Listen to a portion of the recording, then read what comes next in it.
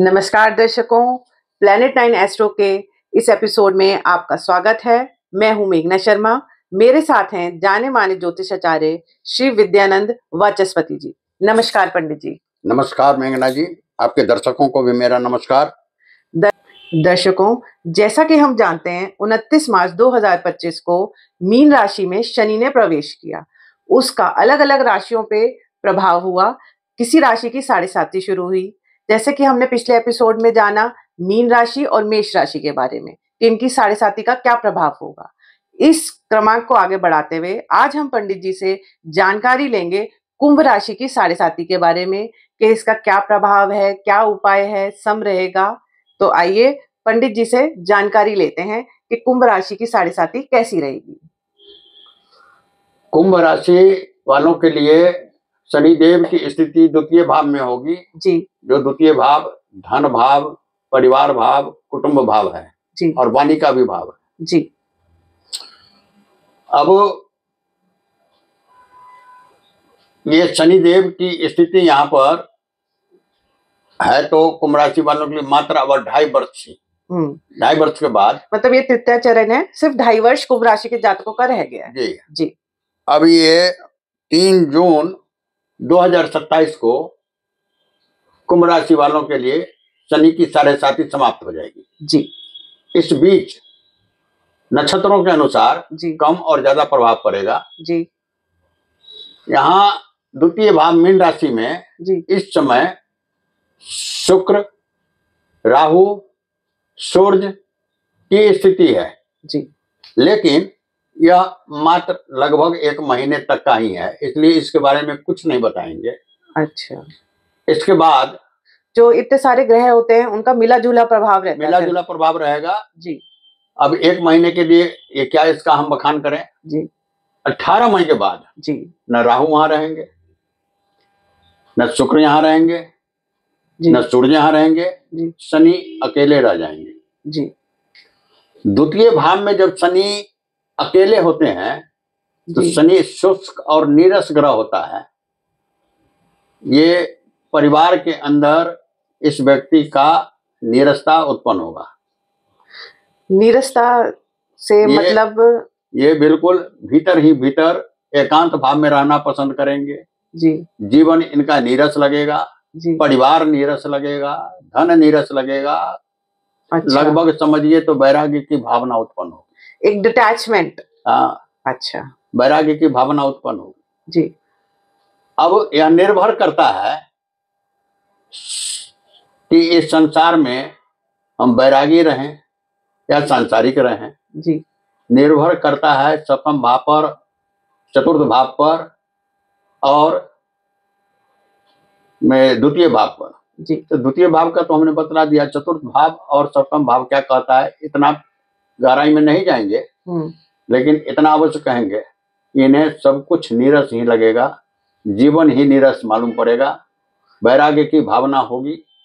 अच्छा। लेकिन ये वैराग्य होंगे नहीं होंगे ये सब निर्भर करेगा चतुर्थ भाव और सप्तम भाव पर। मतलब सब कुछ होते हुए भी कुछ नहीं, ऐसी स्थिति। अब शनिदेव का नक्षत्र भी तो प्रभाव डालता है। जी। जी। तो अभी गुरु के नक्षत्र में चल रहे हैं। जी। इस समय तो कुंभ राशि वालों के लिए आध्यात्मिकता जगेगी। अच्छा। भगवान की भक्ति जगेगी। जी। और जब उत्तरा भाद्रपद में प्रवेश करेंगे 14 अप्रैल को, जी, तो शनिदेव अपने नक्षत्र में जाएंगे। जी। तो निरस्ता में और भी प्रगाढ़ता आएगी। अच्छा।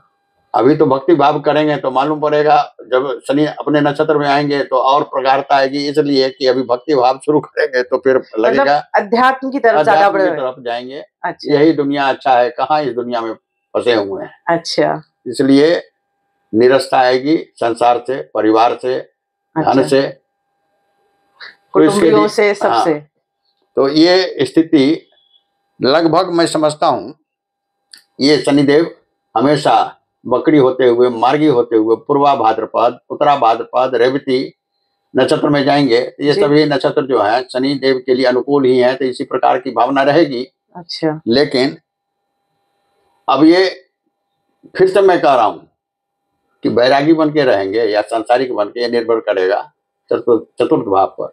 और जो उस जातक की जन्म कुंडली होगी, कौन से दशा महादशा चल रही है, उस पर भी निर्भर करेगा। साथ साथ शनि देव की क्या स्थिति है जन्म कुंडली में जी, उस पर भी निर्भर करेगा जी। लेकिन माना कि वैराग्य नहीं होगा, लेकिन वैराग्य की भावना जरूर जगेगी। ये निर्भर करेगा लग्न कुंडली में शनि की स्थिति पर। जी जी। कि क्या स्थिति रहेगी, वैराग्य आएगा तो कितनी देर का आएगा, या और ग्रह कैसे उसे प्रभावित करते हैं, इस हिसाब से उनका सभी मनोदशा उत्पन्न होगी। अच्छा। तो मिला जुला कर जी, जिस आदमी के सोच में, मन मस्तिष्क में इस प्रकार की भावना आ जाए, उसके लिए तो संसारिक कोई झंझट नहीं रह जाता, कोई समस्या नहीं रह जाती। जी।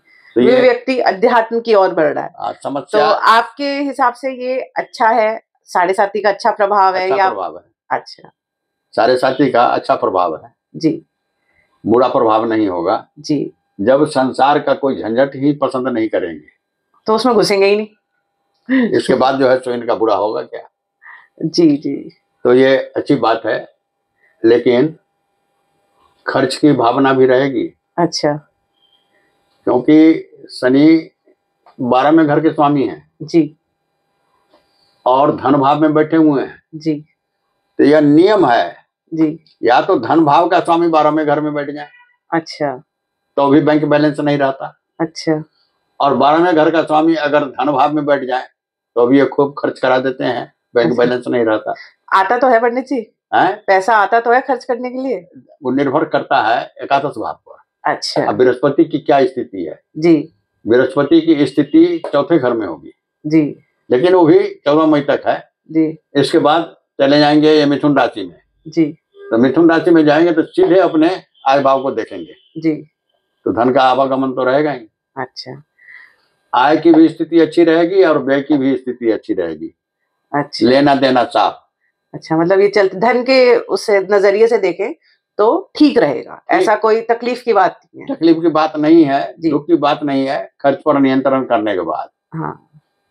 लेकिन वैराग्य की भावना उत्पन्न होगी तो क्या करेंगे वो खर्च, और कहेंगे जो है सब ले लो तुम लोग, जो है ठीक है। ठीक है, चलिए। शनि की तीसरी दृष्टि चतुर्थ भाव पर है जी।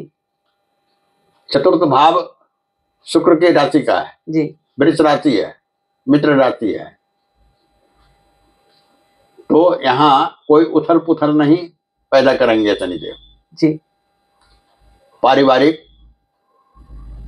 समस्या सब ठीक रहेगी, घर में सुख शांति रहेगा। अच्छा। हो सकता है कि दूसरा घर भी लें। अच्छा।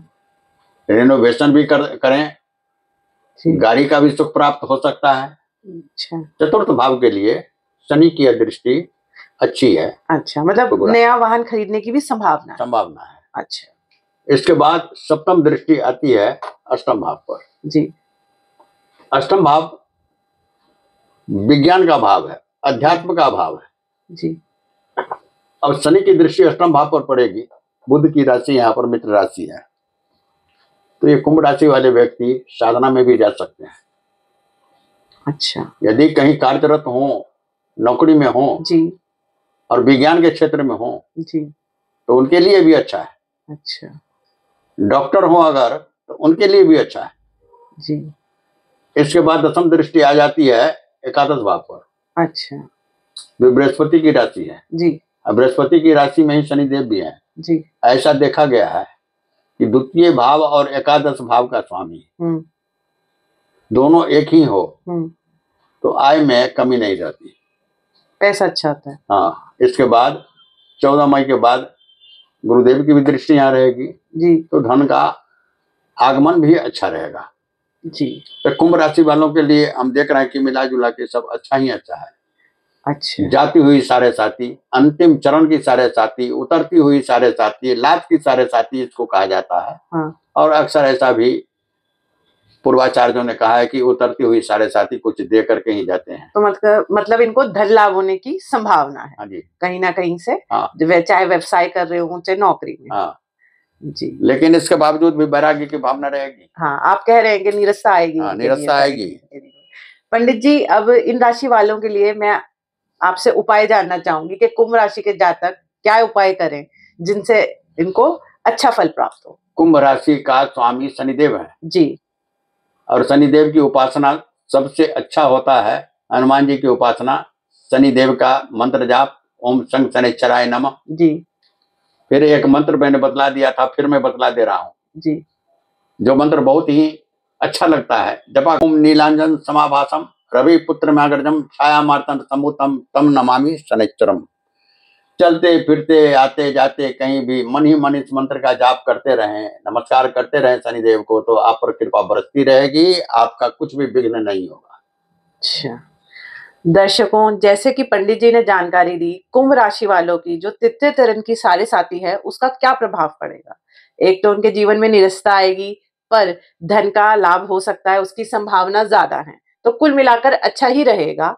तो जो उपाय पंडित जी ने बताए हैं उन्हें आप जरूर करें ताकि आपको अच्छा लाभ प्राप्त हो सके। इसी जानकारी के साथ हम अपने एपिसोड को समाप्त करते हैं। नमस्कार दर्शकों, अगर आपको ये हमारा वीडियो पसंद आया हो तो लाइक करें और हमारे चैनल को सब्सक्राइब जरूर करें। अगर आप पंडित जी द्वारा जन्म पत्रिका का विश्लेषण करवाना चाहते हैं तो नीचे दिए गए नंबर पर संपर्क अवश्य करें। धन्यवाद। नमस्कार।